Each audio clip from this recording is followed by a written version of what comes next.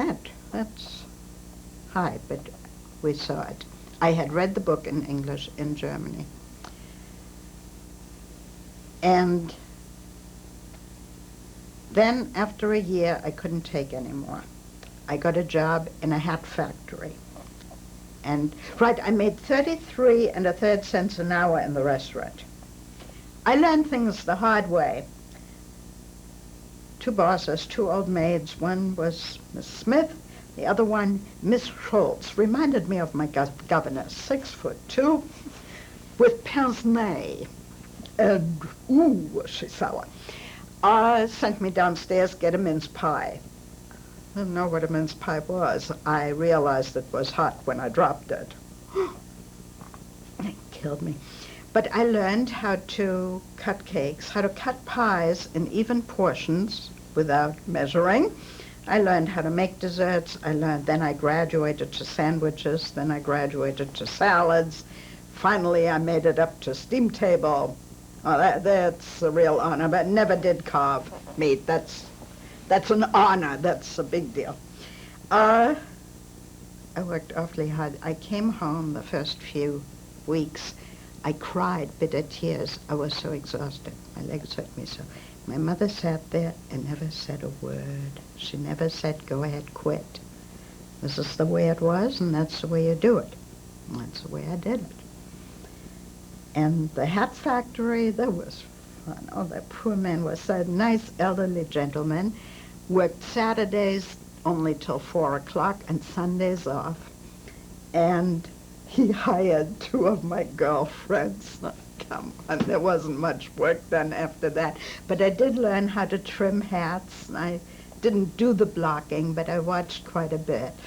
And we stayed there for about 9 months. And then we got 40 cents an hour, ever so much better. And I went to a toy factory, I took my girlfriends with me. And first I learned how to tie bows. To this day, my daughters want me to tie a butterfly bow because I learned how the hard way. It was piecework too, I think. And then I graduated. I graduated from art school. I was allowed to paint the faces on these stuffed toys. Then I got my first real job 2 weeks after I graduated at Milgram's on 57th Street as assistant embroidery designer. But during school, there was something very wonderful. For $1.50, which was a lot of money then, we got student tickets to the Opera Guild box, and we went to the opera quite regularly.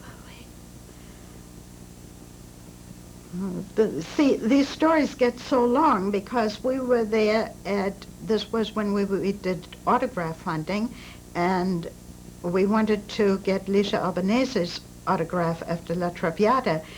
And how do you get backstage? We didn't know that. All you did in the old Met. Never had the money for the new one.